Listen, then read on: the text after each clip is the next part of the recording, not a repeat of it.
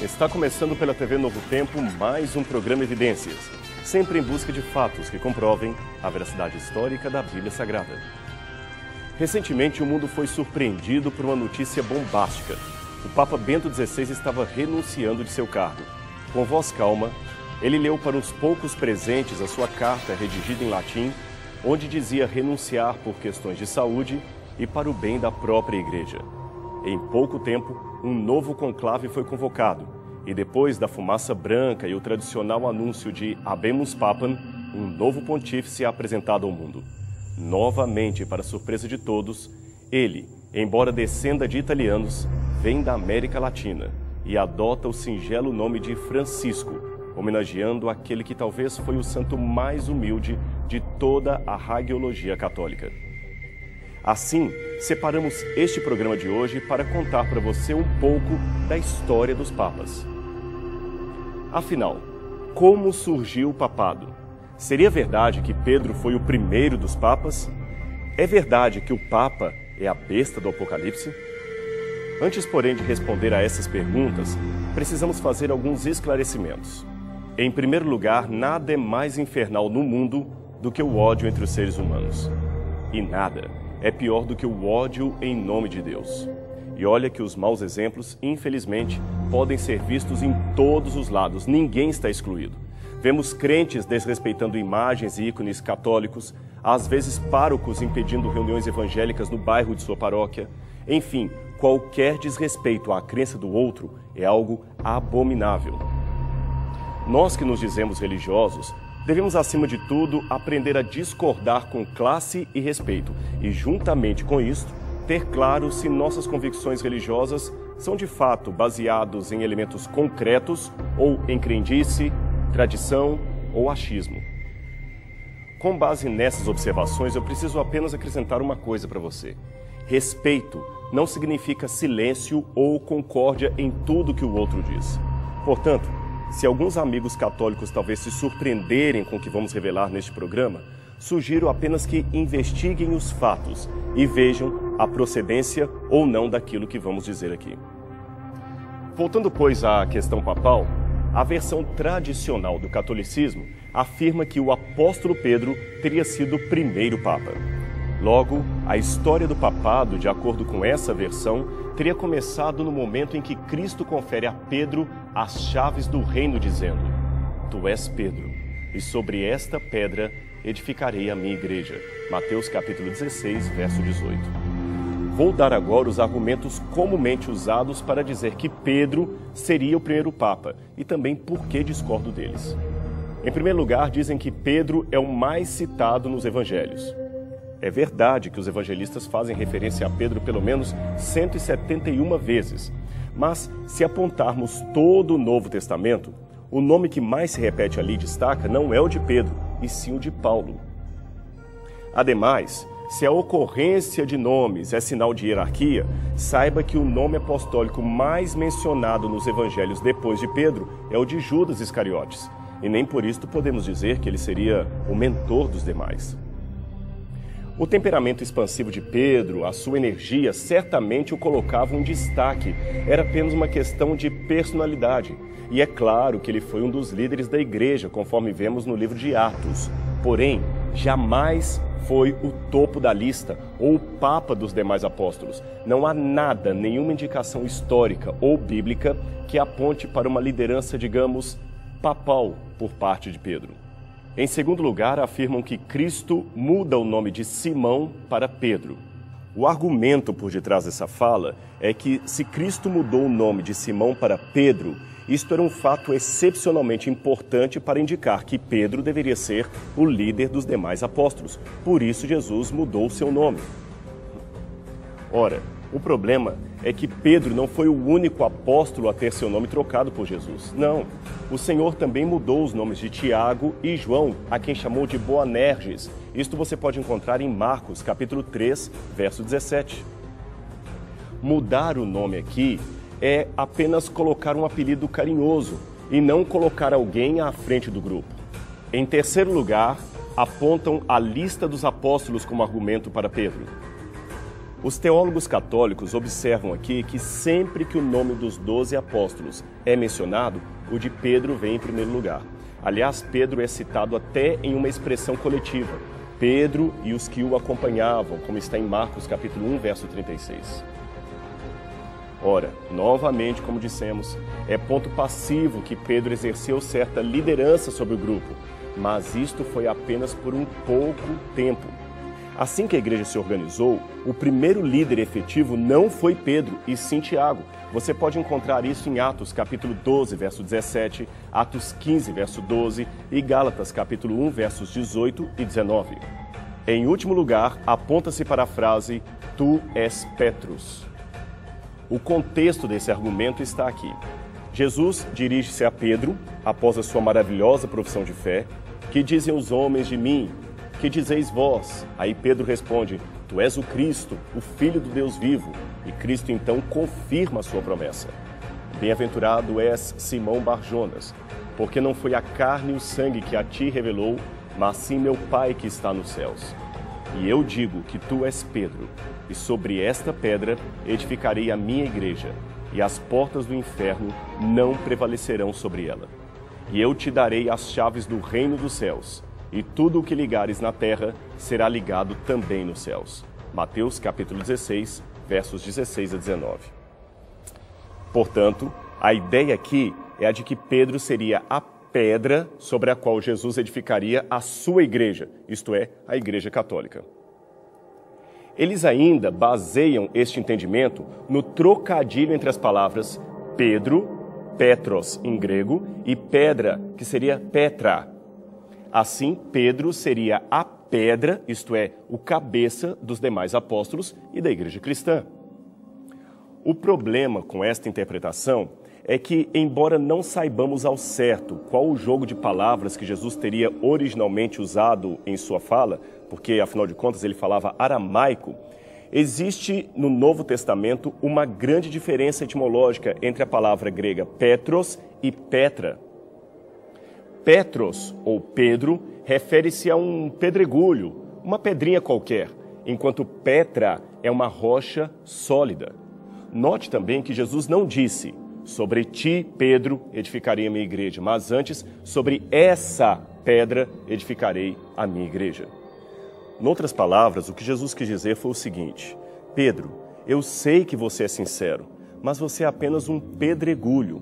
Contudo, a minha igreja eu edificarei sobre essa rocha sólida, muito maior do que você.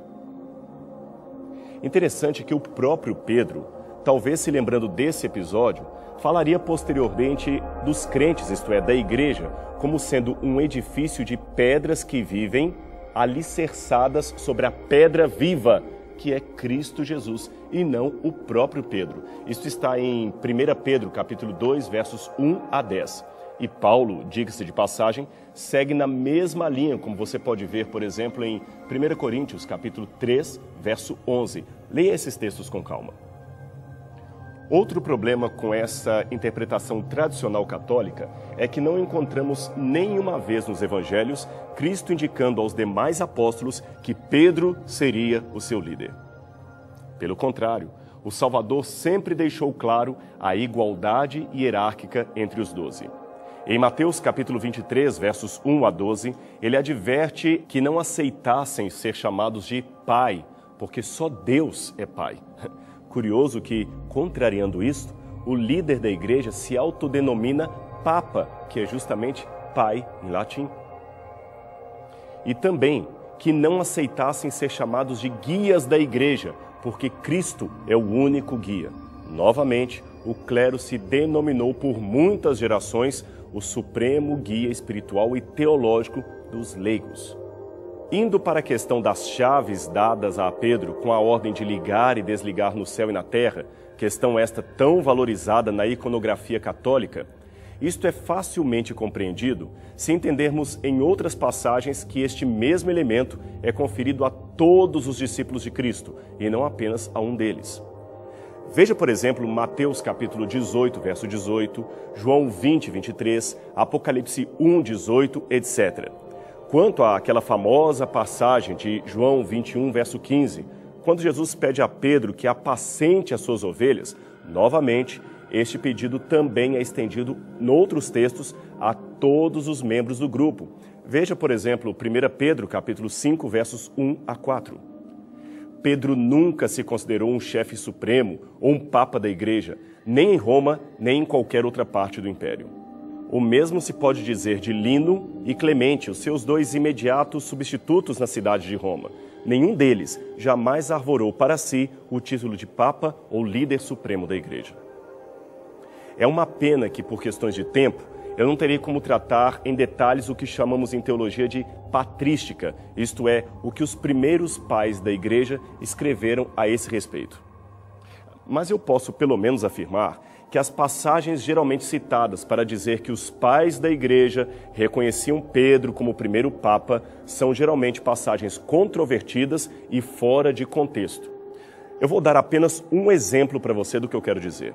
O famoso Santo Agostinho de Hipona, um dos teólogos mais respeitados da igreja, negou veementemente que Jesus se referia a Pedro quando disse: "Sobre esta pedra edificarei a minha igreja". Mas alguns teólogos mostram diversas passagens escritas por Agostinho, onde ele aparentemente estaria validando a interpretação tradicional de ser Pedro a pedra onde Cristo edificou sua igreja. Mas, geralmente, esses colegas teólogos, de quem discordo com muito respeito, não informam que no final de sua vida, Agostinho escreveu uma obra em latim chamada Retractationes, isto é, reelaborações, onde ele esclarece e corrige algumas de suas declarações prévias que não foram bem compreendidas por alguns leitores. E ali, ao falar de Pedro, ele esclarece no livro 1, capítulo 20 ou 21, dependendo da versão, no verso 1, que apesar da má compreensão de muitos, para ele, Agostinho, a pedra na qual a igreja fora fundada era Cristo e nunca Pedro. Isso está claramente lá, pode ser conferido inclusive no original latino da obra. É só olhar para confirmar. Aliás, esta mesma informação pode ser encontrada também nesta antiga edição católica da Bíblia de Figueiredo, lançada em Lisboa. Então, se Pedro não foi o primeiro papa, quem foi? Como começou esse sistema papal? No segundo século depois de Cristo, a igreja estava mais organizada e começou a haver mais destaque para líderes locais, geralmente anciãos que cuidavam de uma pequena congregação de fiéis. O respeito adquirido por esses líderes era proporcional ao tamanho da cidade onde a sua congregação estava localizada.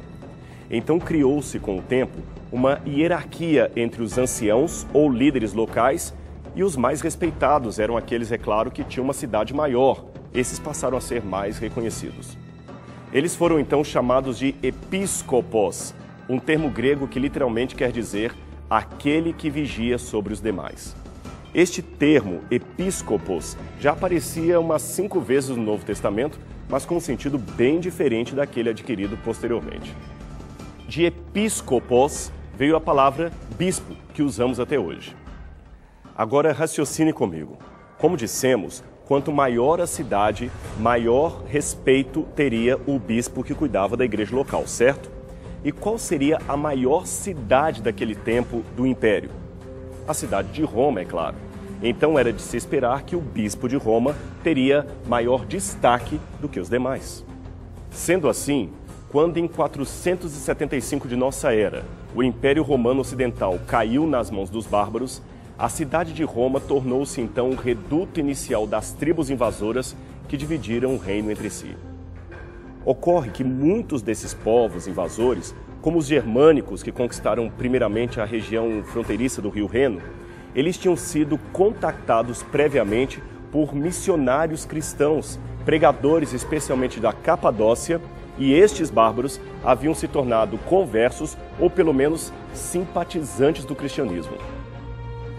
Com isto em mente, eles pouparam a instituição cristã e até lhe deram certa autonomia. Agora, é importante dizer que entre o século II, que mencionei anteriormente, e estas invasões bárbaras, houve, entre uma coisa e outra, no IV século, a marcante figura deste imperador. Seu nome, Constantino o Grande, o homem que unificou a Igreja e o Estado imperial. Como parte de uma grandiosa estratégia política, Constantino parou de perseguir os cristãos, deu salário para os bispos da igreja, financiou a construção de basílicas e, pretensamente, afirmou ter se convertido a Cristo. Segundo ele, a cruz de Jesus aparecera como um sol durante uma caminhada para uma batalha, e o próprio Cristo lhe deu o sinal da vitória. In hoc signo vinces, teria dito Cristo, que em latim quer dizer, sob este símbolo vencerás. Então uma mescla de simbolismo cristão e romano começou agora a aparecer em todas as partes do império. Decretos e mais decretos favorecendo o cristianismo foram expedidos. A igreja agora já não era apenas católica, isto é, universal. Ela passara a ser católica, apostólica, romana. E o bispo de Roma era o que mais ganhava com esta situação. Ele, aliás, não tardou em pleitear e conseguir mais e mais destaque sobre os demais bispos da igreja. Houve uma luta acirrada entre os patriarcas para determinar qual teria a autoridade e a hegemonia sobre os demais. Vários fatores contribuíram para que tal posição ficasse com o bispo de Roma. O seu sucesso em resistir a várias heresias e movimentos deu-lhe uma alta reputação de ortodoxia, enquanto várias facções contendentes de várias partes do império frequentemente apelavam para o bispo de Roma para decidir sobre as suas dissidências teológicas. Já no final do segundo século, o bispo de Roma queria fazer valer a sua supremacia a qualquer custo. Um exemplo disto é o que fez Victor I. Ele orientou as igrejas orientais a celebrarem a Páscoa nos domingos. Não sendo atendido, tratou de excomungar os cristãos desobedientes. Depois disto, a partir do quarto século, o recurso a Mateus 16 a 19, se tornou cada vez mais frequente para fortalecer a supremacia do bispo de Roma, que, a partir de então, passou a ter exclusivamente o título de Papa. Assim, no ano 380 d.C., o imperador Teodósio proclamou o catolicismo religião oficial de Roma. E esse imperador deu tanta força ao Papa que ele mesmo foi, ironia das ironias, excomungado pelo bispo de Roma e obrigado a curvar-se perante as suas exigências. Às vésperas da morte de Teodósio, o Estado romano pela primeira vez reconheceu a existência de uma instituição cujo poderio superava a força do império, e vários imperadores seguintes confirmaram o mesmo ofício. Então, para completar os rumos dos bons ventos políticos, a Igreja foi a única instituição do Império Ocidental capaz de sobreviver à ocupação germânica que mencionei anteriormente. Finalmente, em meados do VIII século, em meio a uma grande contenda política, o Papa apresentou um documento chamado Constitutum Donatio Constantini, ou Doação de Constantino. Neste documento, o imperador Constantino havia supostamente passado para o Papa Silvestre I e todos os demais papas os seus títulos, as suas heranças, as suas terras, tudo o que ele possuía. O papado, então, seria oficialmente herdeiro do imperador Constantino. Embora hoje a maior parte dos historiadores considerem este documento falso, na época ele convenceu. E Roma católica, passou a ser dona de grandes extensões de terra em toda a Itália. Parte dessas terras é hoje o Estado do Vaticano. Estado, aliás, que foi devolvido à Sé Católica por ordem de Mussolini em 1929. Eu disse devolvido porque em 1798 o Papa Pio VI foi preso por ordem de Napoleão Bonaparte e a Igreja perdeu temporariamente os seus títulos de propriedade. Durante o tempo em que esteve com toda a força governando a Europa, afinal todos os demais monarcas temiam o poder da Cúria Romana, o papado, infelizmente, fez muitos estragos. Estragos estes que coincidem com profecias bíblicas acerca da apostasia e da chegada de um certo anticristo. Esse anticristo é representado em Apocalipse 13 como sendo uma besta fera, isto é, um monstro simbólico que surge do mar. Este poder, de acordo com o apóstolo Paulo, seria revelado em conjunto com a grande apostasia do povo de Deus. Isto está em 2 Tessalonicenses, capítulo 2, verso 3. Como esta é uma palavra pouco usada, deixe-me perguntar, você sabe o que é apostasia? Deixe-me definir o termo. Apostasia é uma palavra grega que vem da mesma raiz de apostasium, e ela quer dizer, segundo o dicionário, separação, divórcio, quebra de acordo. Assim, segundo o apóstolo Paulo, uma grande separação ou quebra de acordo aconteceria no futuro do cristianismo.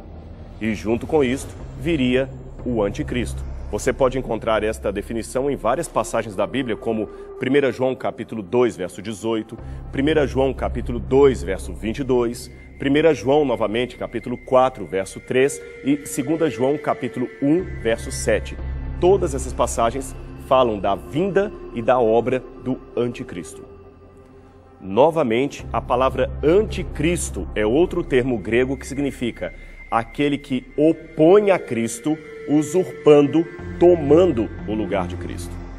Um estudo sistemático da Bíblia e da interpretação mais antiga das profecias apocalípticas mostra que os cristãos primitivos sempre entenderam que este anticristo seria uma união perigosa entre a Igreja e o Império Romano. O que antes era oposto a Cristo, agora usurpa o seu lugar. Esta é a definição de anticristo. Ora, se a Bíblia diz que a rocha é Cristo, e a Igreja diz que Pedro é a rocha e os demais papas, você vê aí um exemplo de um homem tomando o lugar do mestre. Isto sim seria uma quebra de acordo conforme aquela profetizada por Paulo. Aliás, não é à toa que no documento de doação de Constantino, que já mencionamos, o Papa ali é chamado de Vicarius Filii Dei, isto é, o substituto do Filho de Deus, aquele que está no lugar do Filho de Deus. Uma outra passagem muito forte para mim é Daniel capítulo 7, 25. Ali diz que esse futuro poder também cuidaria em mudar os tempos, isto é, os calendários, e a lei de Deus, pois foi justamente isto que Roma fez, tanto em sua fase pagã quanto em sua fase papal. Ela criou uma espécie de calendário universal, fazendo com que os calendários bíblicos baseados na agricultura, na astronomia e nas festas religiosas fosse quase esquecido. Veja os meses do ano como os temos hoje. Eles são quase todos homenagens a imperadores romanos, como Júlio e Agosto, a Júlio César e Augusto, ou também a deuses romanos, como Marte, março, e Janus, janeiro. O mês de setembro, que lembra o número 7, passou nas mudanças romanas a ser o mês 9. O mês de outubro, que lembra o número 8, passou a ser o mês 10. Novembro e dezembro, que lembram respectivamente os números 9 e 10, passaram a ser os meses 11 e 12. Assim foi nas reformas julianas, feitas por Júlio César, e depois nas reformas gregorianas, feitas pelo Papa Gregório em 1582. A Páscoa, que no calendário bíblico era celebrada no dia 14 de Nissan, passou a ser fixada no domingo seguinte à lua cheia após o equinócio primaveril do hemisfério norte. Isto apenas para acomodar no mesmo calendário eclesiástico as festas religiosas católicas e as festas pagãs de Baco, o deus romano do vinho, festas estas que deram origem ao carnaval. O mitraísmo, uma religião importante com seu principal culto ao deus Sol, também chamado de Solis Invictus, entrou com força na igreja, graças ao papado, e mesclou a figura de Cristo com a de um deus pagão. Veja esse relevo do deus Sol, extraído de antigas termas romanas. Agora, compare-o com esta imagem de Cristo encontrada numa igreja espanhola do século VII. Neste contexto, o Papa ainda assumiu para si o título anteriormente pertencente ao imperador e que era um título pagão de honra ao imperador como sacerdote do deus Mitras, o deus Sol. Esse título era Pontifex Maximus, ou Sumo Pontífice. Significa o principal construtor de pontes entre os homens e o deus Sol. Curiosamente, o mesmo título hoje largamente usado pelo Papa, que também é chamado de Sumo Pontífice. Não é à toa que a Igreja justamente institui como dia de guarda, o dia de feriado cristão, o dia do Sol, dies solis, dia que, aliás, veio em lugar do sábado bíblico. e dia que foi também rebatizado com o nome de Dies Domini, ou Domênicos, que quer dizer domingo, ou dia do Senhor. Agora, na Bíblia, o dia do Senhor não é o domingo, e sim o sábado. O domingo foi colocado no lugar do dia de guarda prescrito na Bíblia. Veja novamente esse detalhe.